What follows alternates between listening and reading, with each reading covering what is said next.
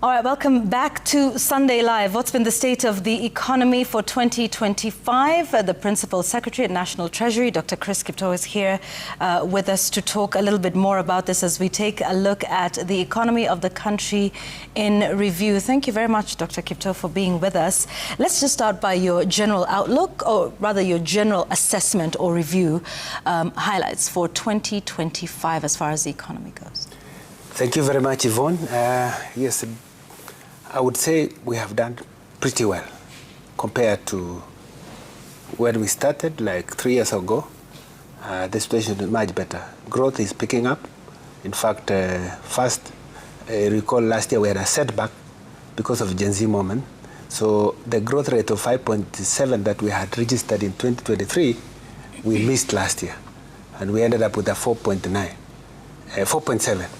Then this year, first quarter, the economy has grown by 4.9%. The second quarter has grown by 5%. And the third and fourth quarters, we estimate that we will do beyond 5%. So overall, we will settle at about 5.2 to 5.3%. And what is good is that all the sectors have registered positive growth rates. Notable is mining sector, which has grown by, in fact, about 15%. Because of some of the actions we took. And then the construction sector, which had negative growth rate, has shown a positive growth rate. And our general services sector, transport, or logistics, and financial services and others, all have grown. So very, very, very good that, very reassuring that growth is picking up. But of course, 5% is one of the best when you look at the world, because average growth rate for the world is around 3.1%.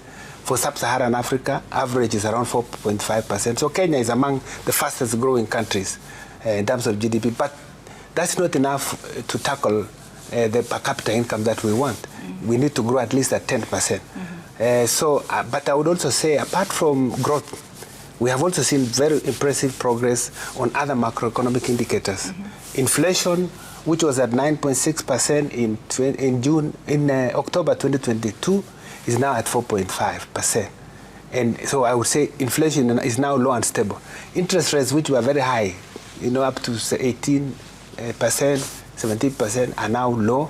In fact, Treasury bill rates were trading this week at below 7%. Below 8%, around 7.8%.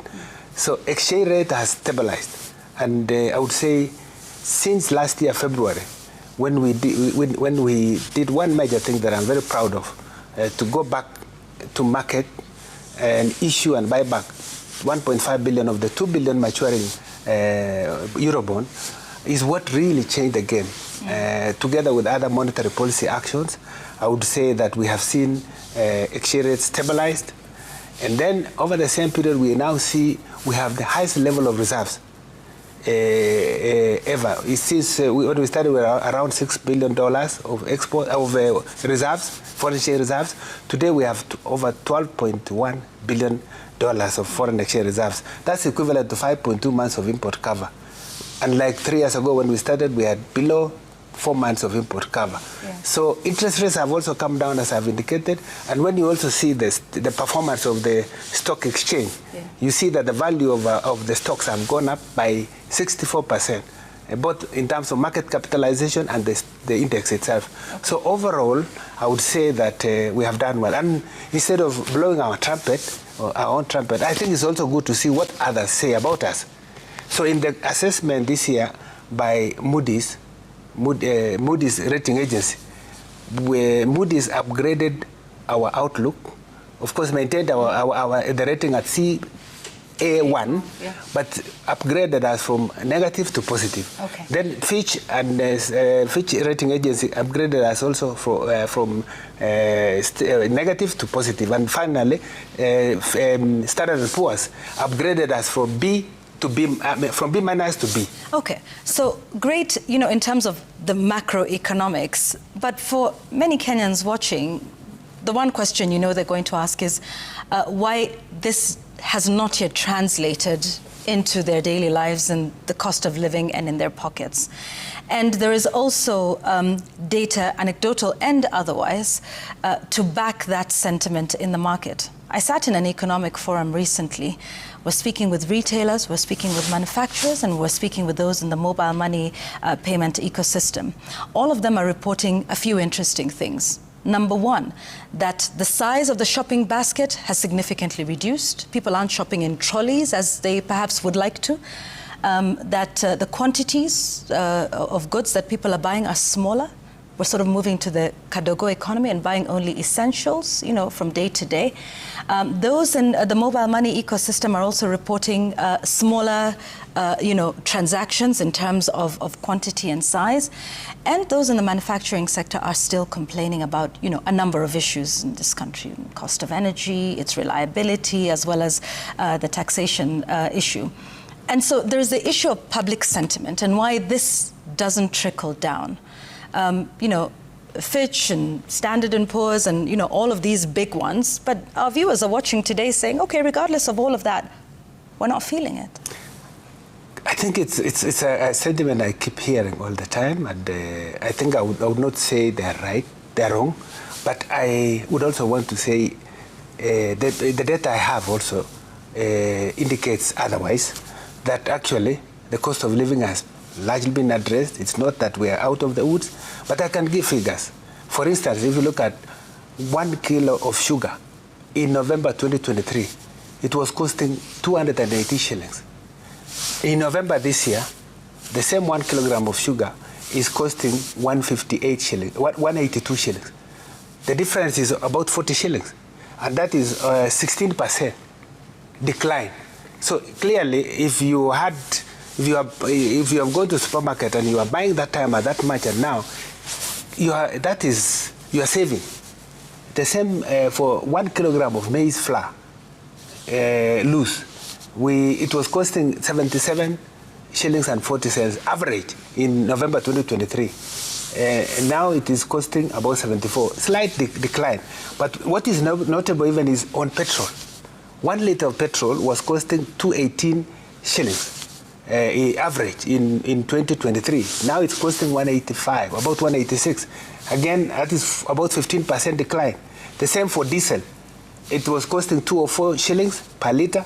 Now it's costing an average of 172, about 15% decline again. You can also look at even gas, 13 kilograms of gas, LPG or electricity. Let me not spend a lot of time. In that, when you look at the basket of goods, measured it by way of consumer price index, because there are many ways of measuring inflation. You can do producer price index, wholesale price index, many others. But this CPI, which we use, shows clearly that inflation has declined. And when inflation has come down, it means that you are not spending as much as before. So you also need to see how was the situation before 2023. Yeah, but in 2023 is when you doubled VAT on petroleum products. No, I think from 8% to 16%. You see, that you also and have, it was averaging about 190 per litre in July of 2023. No, but you see, this is I'm telling you the actual figures, and you can prove me wrong if you. No, I'm just I'm asking. Yeah. Yes. So the point is that CPI, looking at the entire basket, some commodities may have gone up. For instance, I'm seeing, for instance, potatoes may not have grown as much. But how much was petrol in July of 2023? I'm just saying, November 2023 average was 218 shillings per litre, average. And now in November this year, we just ended, it's about 185. These are the figures I have from the Kenya Bureau of Statistics. So overall, these are just items that shows that inflation has declined, and therefore your purchasing power in a way has improved. But so how do you account for that public sentiment that still feels? So I think it's really sentiments are sentiments. With more facts being given, I think we expect that one would change their positions if you really saw. Okay, but they're in the market and they're buying goods at those prices. So what is it? So now, if you are going to the supermarket and you can go there and you check and the prices last time were higher than now, what did you say? Yeah. Would you say life is better or worse? But it could be that the life might still be difficult because disposable income is shrinking. average income has shrunk over the last even 3 to 5 years. No, but you need to look at... So that even if the numbers are down in terms of inflation, if their income has, consistently reduced, then it still means that their capacity to purchase, their purchasing power... I don't think we would need to be complacent because of the progress that we have said. Yeah. I would tell Kenyans we are not yet out of the woods. These are just indications of progress made, but a lot more remains for us to continue to address cost of living. All right, and we'll talk about what more needs to be done. Yeah. But when you take a look at the state of our debt, where are we at with our total public debt in the country now? I think it's good to look at debt in the context of the history. So let's look at 2010, when we adopted a new constitution, and you look at from then up to the time of independence, you will see that our debt was very low as percent of GDP. From then on, you will see that debt has grown. At that time, in 2010, it was 31%. When you express debt to GDP, in 2022, it had come to 68, and then now it's around 64%. So there's been a lot of effort to stabilize in the last few years. But I can tell you also that our carrying capacity of debt has worsened over time. In 2012, Kenya was rated a country of low risk of debt default. 2012. In 2018, the rating had changed. From low, we were now a country of medium. We were rated medium to high risk of debt, medium in terms of risk possibility of debt distress. In 2020, we were rated a country of high risk to debt default. So from then on, we had really already had tough in terms of debt vulnerabilities. Why is it the case? Revenues have been growing, but not at the pace at which expenditures have been growing. Meaning that to fill the gap, we have had to take debt. But right now, the situation is tough, and that's why in the last few years, we have been pursuing what we call fiscal consolidation. Okay. In other words, trying to make sure that we reduce the vulnerabilities of debt by trying to raise the revenues, also working on expenditures, so that we have sustainable debt. Yes. All right. I was just asking what our debt is at the moment. 64% of GDP. No. Or 11.5 trillion. We don't. Sometimes I know Kenyans want to compare numbers. Yeah, because also I want us to make sure that we are talking in a language that all our viewers, as varied as they are, can understand where we are. So how much is our public debt? That is 11.5 trillion. Yes. Okay.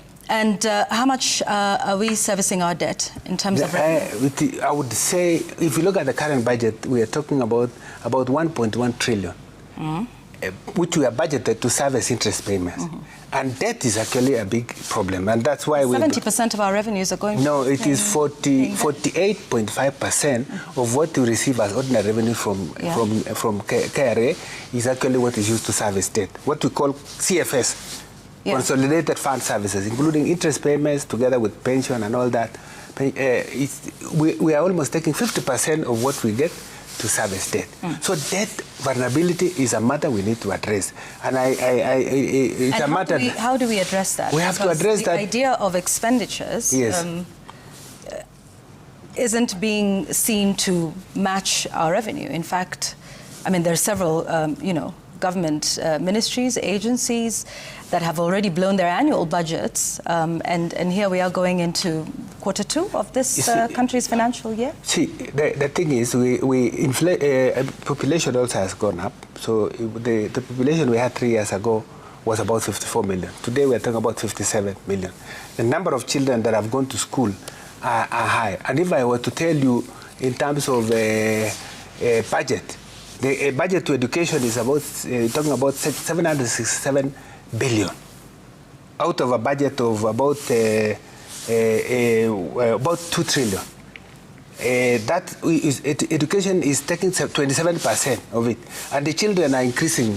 More of them are coming every year. We have about 1 million coming to school, and several other areas. So it's true, spending pressures are high, revenues are low, but we believe that in terms of revenues, we need equity and fairness when it comes to looking at that. So our idea is not to focus more on, if you look at our medium-term revenue strategy, we intend actually to ease the burden of Kenyans by ensuring that we don't increase tax rates.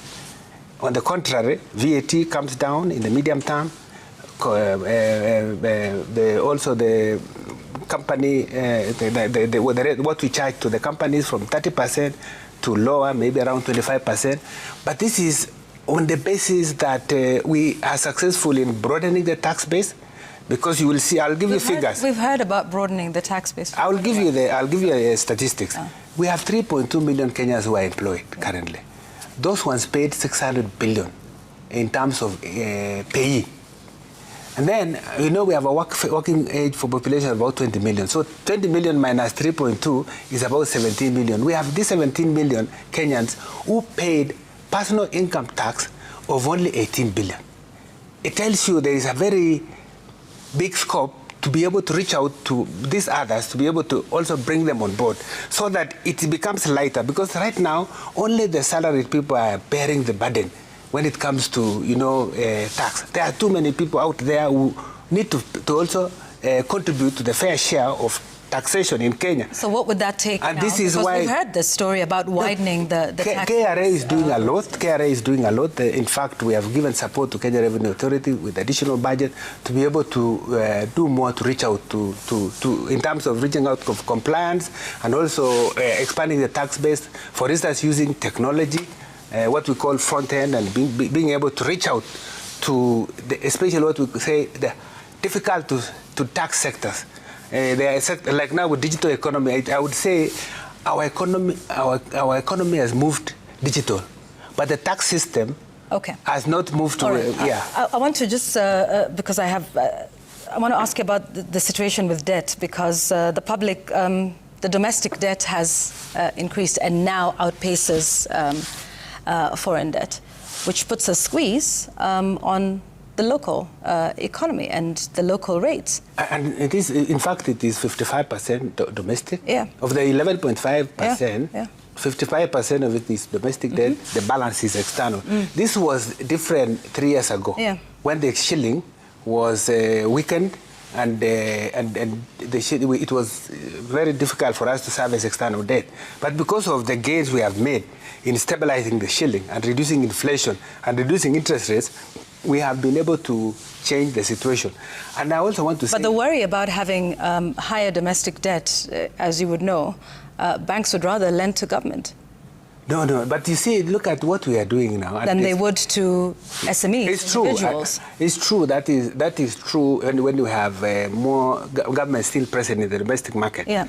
But this is a structural issue that we have in terms of our budget. We can't just get out of it because we are not balancing our revenues and our expenditures. And this is why we are focusing on fiscal consolidation. And if you look at it, Yvonne, we have actually, the government has made tremendous progress. I hope Kenyans understand when I say budget deficit, we don't just look at absolute numbers. We look at it relative to the economy. So when we say budget deficit as percent of GDP, we had 8.2% 5 years ago. It came down to 6.2.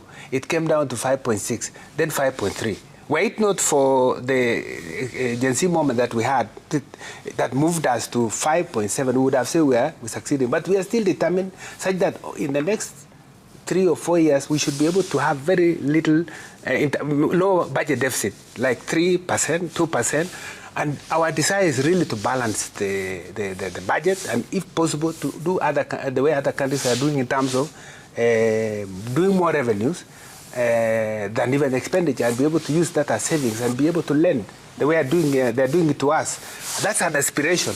But right now, Yvonne, I would say that the situation has dramatically improved. And I want to say we have been in the market 3 times to try and smoothen out the maturities.